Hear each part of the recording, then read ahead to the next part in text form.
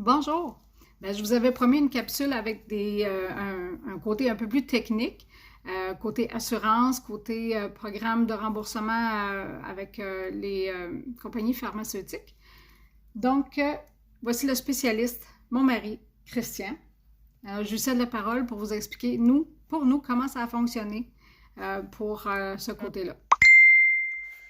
Ce qu'on peut vous dire, c'est que c'est pas évident. Au début, on est très perplexe, on a beaucoup d'anxiété parce qu'on se demande si les assurances vont couvrir, s'ils couvriront pas, est-ce que c'est le gouvernement qui va couvrir? Parce que oui, il y a possibilité que si vous n'avez pas d'assurance, mais pas tout le temps. Il y a aussi la compagnie pharmaceutique, eux autres vous font pas de cadeaux, mais peuvent vous aider en partie pour payer la co-assurance que, à la limite, le gouvernement paye pas.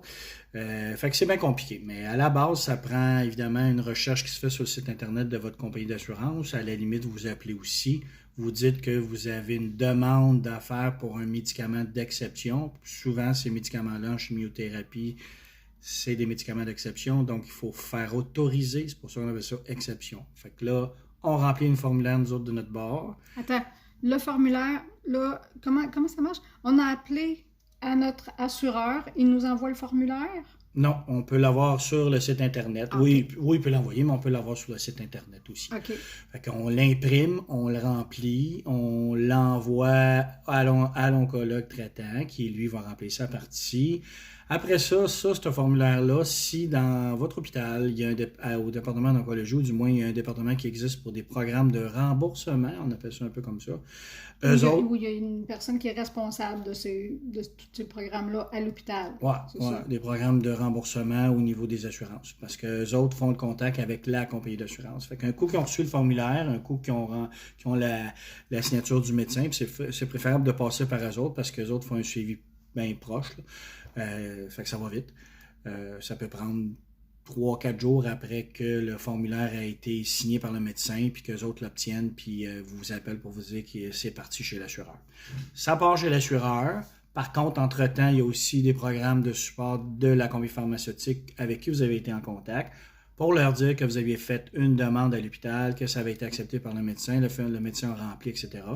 Et que le formulaire devrait leur faire parvenir, leur être parvenu par la compagnie d'assurance, ou du moins une confirmation comme quoi c'est couvert. Parce que là, évidemment, quand c'est traité par la compagnie d'assurance, ça peut prendre entre 7 et 10 jours, grosso modo. Des fois, c'est plus rapide. Dans notre cas, nous, ça a pris à peu près 6 jours.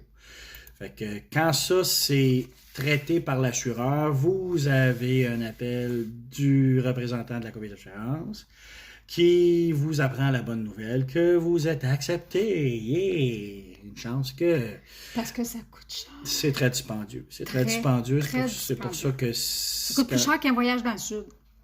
quand vous n'avez pas l'assurance, ben c'est pas facile. C'est pas facile pour les familles, c'est pas facile pour évidemment la personne qui est touchée par le cancer.